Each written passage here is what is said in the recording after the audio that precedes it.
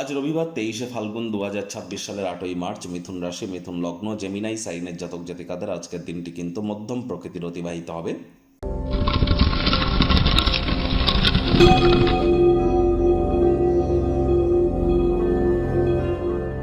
ভিডিওটির শুরুতেই আপনাদের সকলকে রাজযোগ চ্যানেলের তরফ থেকে ইন্টারন্যাশনাল উমেন ডে অর্থাৎ আন্তর্জাতিক মহিলা দিবসের হার্দিক শুভেচ্ছা ও অভিনন্দন রইল।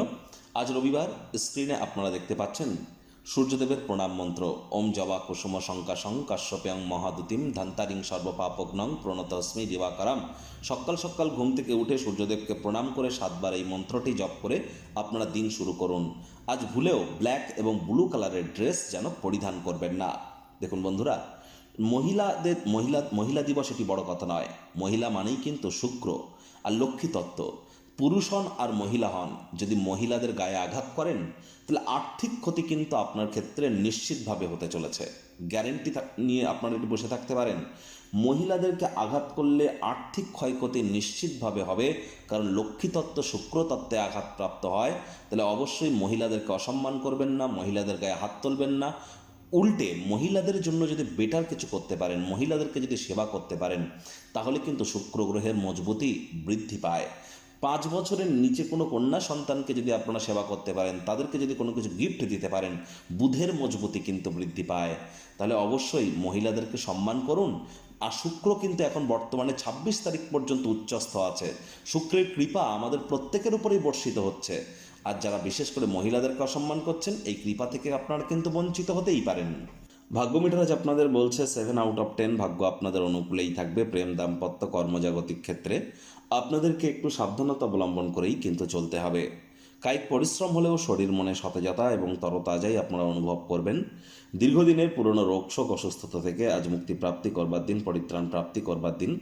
কাজের জায়গায় সিনিয়রদের থেকে প্রেশার, গৃহে কিছু মতবিরোধ কাজে মনোনিবেশ করতে সমস্যা তৈরি করতেই পারে। যারা দীর্ঘদিন ধরে আর্থিক সংকটের মধ্য দিয়ে যাচ্ছিলেন, কোনো না কোনো জায়গা থেকে হঠাৎ করে অর্থের প্রাপ্তি কিন্তু হতেই পারে, যা আপনার জীবনে চলতে থাকা আর্থিক সমস্যা থেকে কিছুটা হলেও রিলিফ দেবে। তবে প্রত্যেকের ক্ষেত্রেই নয়, এটি কারোর ক্ষেত্রে। আর চাকরিজীবী যারা আছেন, রবিবার হলে অনেক অফিসে যেতে হয়, কম কথা বলে কাজ বেশি করুন। মনের থেকে মস্তিষ্ককে বেশি দাম দিন। কোনো প্রকার অফিস পলিটিক্স বা গসিপিংয়ের অংশ যেন হবেন না। বসের কিন্তু কুনজরে আপনারা পড়ে যেতে পারেন। রাজনীতিবিদ যারা আছেন, জনসংযোগ বৃদ্ধি করুন। হার্ডওয়ার্ক, কঠোর কায়িক পরিশ্রমের কোনো বিকল্পই কিন্তু নেই। শিক্ষার্থী বিদ্যার্থীদের পড়াশোনায় মনোযোগ আরও বৃদ্ধি করতে হবে উচ্চশিক্ষার জন্য। যারা বিদেশ যাত্রার কথা ভাবছিলেন, ভাগ্যদেবী আজ আপনাদের পক্ষে নেই। সন্তান সন্ততি থেকে থাকলে তাদের দিকে সজাগ দৃষ্টি আপনারা বজায় রাখুন। হাউসওয়াইফ যারা আছেন, দিনের শুরুটা তাড়াতাড়ি করুন। প্রেমিক প্রেমিকা, স্বামী স্ত্রী, না ভাব ভালোবাসা, রোম্যান্স, না তর্ক বিতর্ক, অশান্তি, কোনোটাতেই বাড়াবাড়ি যেন করবেন না।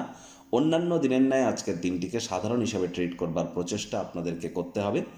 আজ আপনি আপনার প্রতিশ্রুতিগুলির কোনোটাই পূরণ করতে সক্ষম হবেন না। আজ দূর সম্পর্কের কোনো জায়গার থেকে সন্ধ্যাবেলার সময় সুখবর কিন্তু প্রাপ্তি আপনারা করতেই পারেন।